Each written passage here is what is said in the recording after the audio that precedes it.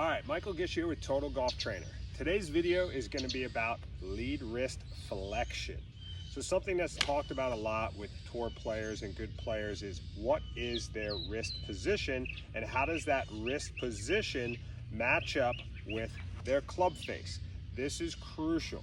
Based on your strength of grip at address, there's going to be a matchup when you get to the top, and some people it'll be more flat wristed and many others are trying to feel more of the flexion or the bowing of the wrist as you're starting down to that transition. So what I'm going to be using today is our Total Golf Trainer V2, and what's great about these products and all of our Total Golf Trainer products is the adjustability. The ability to actually adjust this to your swing and what's going to give you the most feedback to help your golf swing.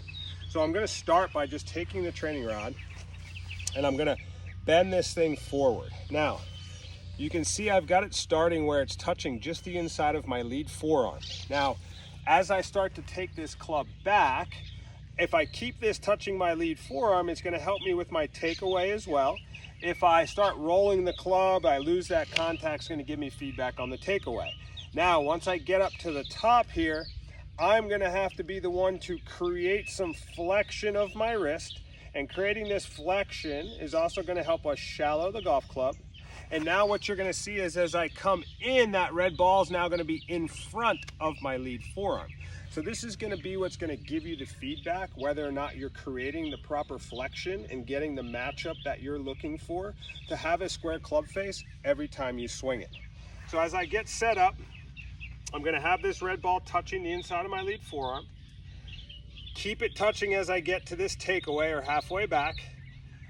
Get to the top of my backswing and then create that flexion as I start coming down, which again shallows the club, gets that red ball out in front of my lead forearm, and this is going to give me the feedback with every swing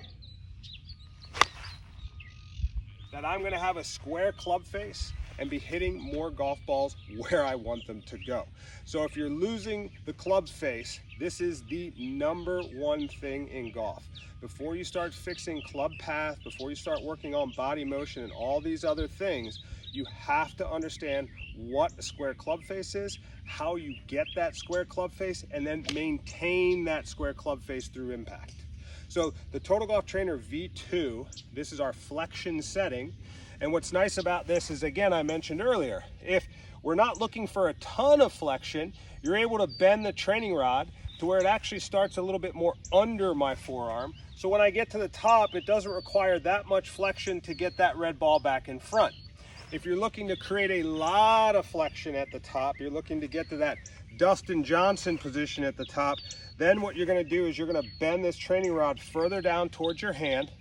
And now as I take this up to the top, it's going to require a lot more flexion of my wrist to move that back in front.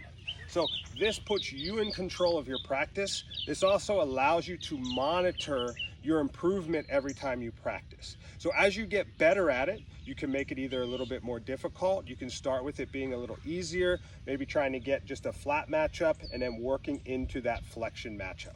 So for Michael Gish, Total Golf Trainer, subscribe to our channel, let us know what you're working on so we can show you exactly how to set up these products so that they give you the most specific feedback when you're training to accelerate your learning process. For Michael Gish, Total Golf Trainer, we'll see you next time.